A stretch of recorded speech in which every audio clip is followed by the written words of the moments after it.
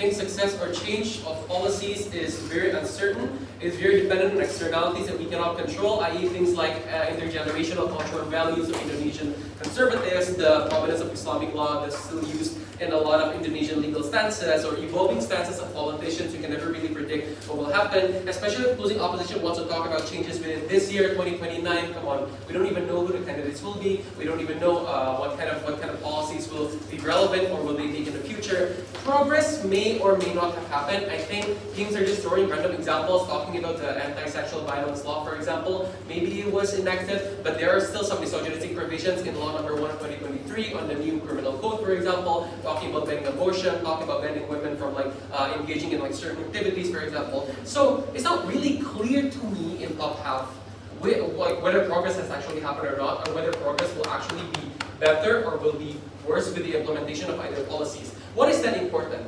Regardless of progress and regardless of outcome, what we get is more participation, what we get is more safe space in our side of the house. We allow women to live. We run services to assist them in grassroots level when no one else is available for them. Closing opposition said, but you know if you do that, you're going to be paid off by a certain politician. Guess what? That's good. We'll take that billion rupiah for trickle down. It's pretty ironic because that POI actually is the most certain benefit for closing government. Money is liquid. It is unaffected by externalities. We're able to trickle down that particular lobby or silencing money that we get in our side of the house, which is, by the way, quite a good case scenario offered by closing opposition, which they have to engage on. That means that we're able to provide more services for women on the ground, regardless of whatever uncertain benefits that both teams and top half talk about. Two is substantive extension from closing government. The first is on participation, why it's independent debate winning, and second is on infighting and clashes within social movement communities. First of all, on participation, I just want to note on top of this extension that this extension is independent debate winning for three reasons. The first is, I think, on the argument of certainty, insofar as, again, not affected by a lot of externalities, given that we get more women participation. That means that we have more women able to talk to one another, forming communities, forming safe spaces. We're able to share like collective grievances and stuff like that. The second thing is sustainability, because again, no progress may or may not happen in the future. If you want progress to happen in any case, you will have to refer to closing government, because we're able to consolidate more power. Again, think of consolidation of power, right? Think of the amount of population of women in Indonesia, like roughly 50% probably.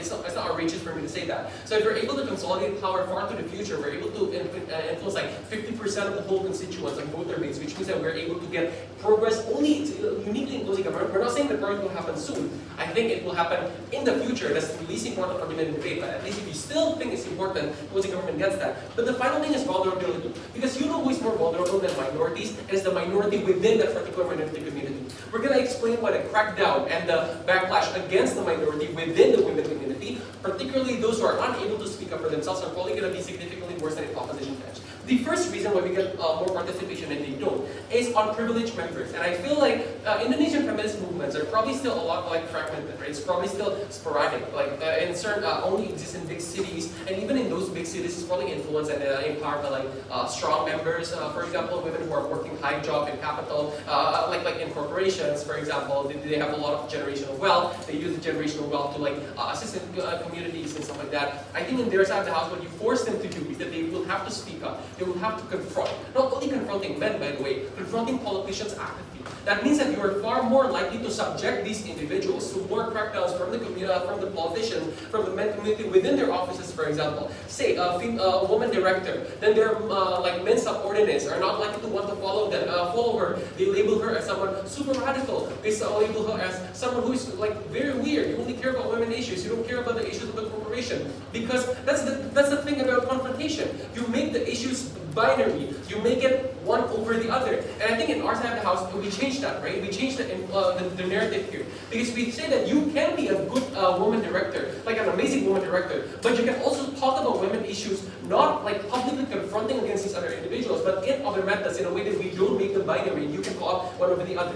The second is on general members, and I think people who are generally participating. It's quite ridiculous, actually. An opening opposition literally talked about in their speech. The example is that we're going to create a protest as big as the recent protest in Jakarta. I'm not really sure why this can happen, given that that recent protest was a nationwide issue, while they themselves conceded that probably women issues are not as popular in Indonesia. That means that in their side of the house, in fact, you set a higher bar. Again, it's free to join, but then you have to be as outspoken. The thing of when you're working in certain corporations who are notoriously known to be anti-feminist, You have to be there because that's the work that gives you money. That's the work that gives you the political capacity to speak up in order for you to assist other members who are probably less privileged than you in that community. So that probably means that you jeopardize your own position in that community, which makes a lot more women unable to join. Finally, on the minority, look.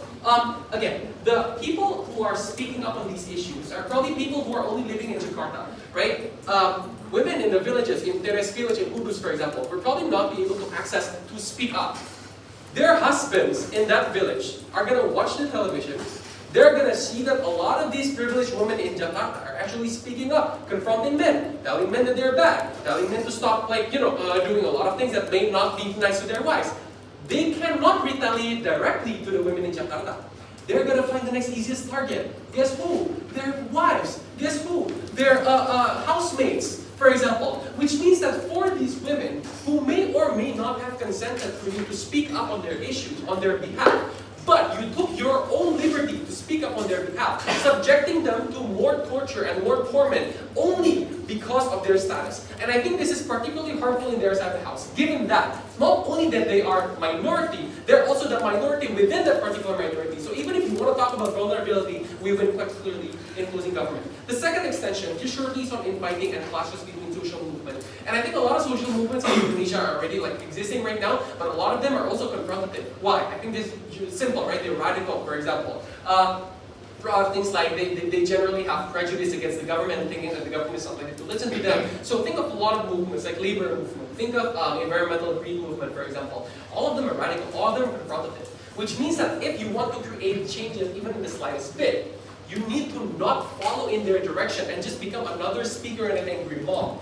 But you are more likely to get any negotiation in a good way if you don't opt into that particular mob way and you opt into a more lobbying, a more civilized way. Because governments are more likely to negotiate with the less radical front if there are already other radical front or radical wings. But also between intersections. Because if you do that in their side of the house, if you confront, that means that you're going to crowd out the less loud issues. You're going to only highlight the loudest persons within the community, which also means that not only you get less participation, you get more fighting within the community. It's probably not a good idea for Indonesian feminist movements who are, as we all agree in this debate, quite struggling. For all these reasons,